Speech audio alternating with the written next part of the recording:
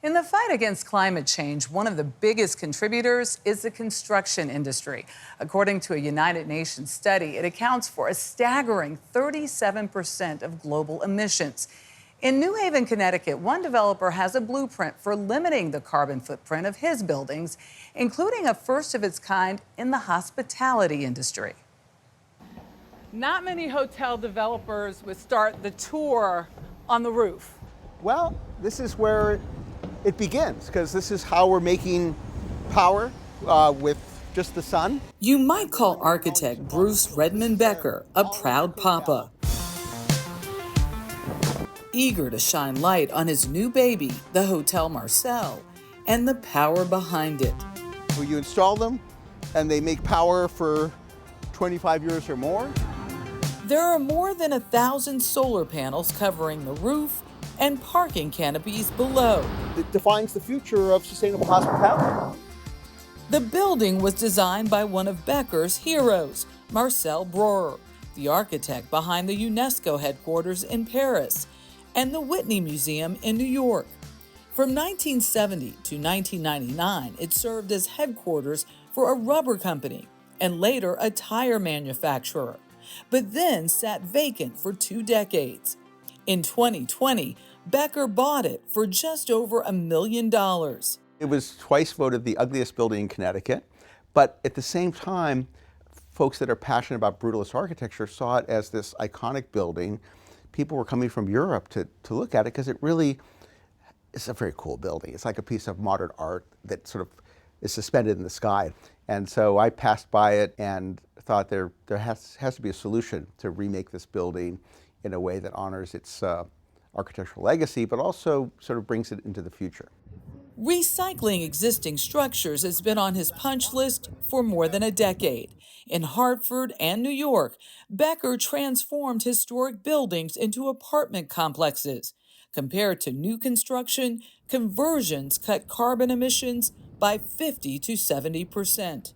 You know, architects love to play with their houses, right? His home in Westport, Connecticut was his testing ground. I got rid of my gas hot water heater and I put in a air source heat pump hot water heater. And I even put in about 64 solar panels. At a cost of about $60,000.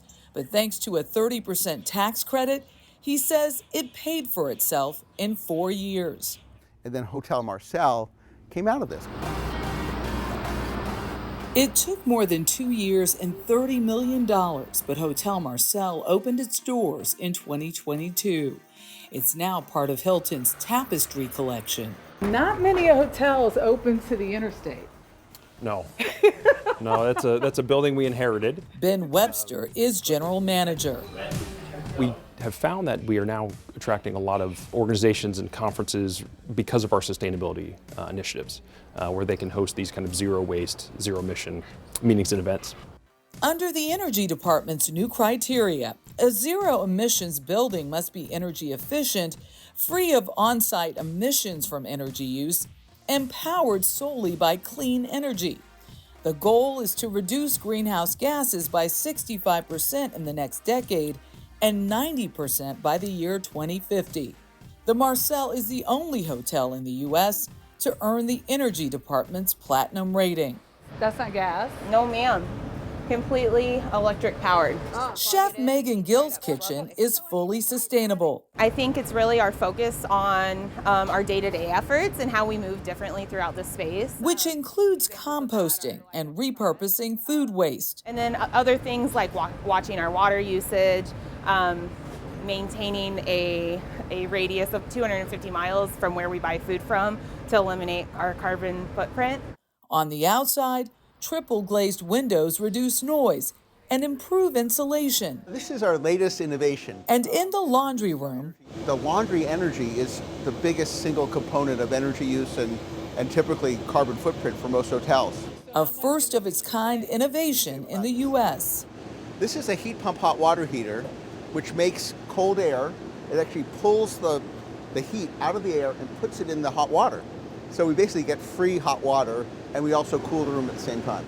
But the game changer fueling it all. And this is sort of the hub of energy for the whole hotel.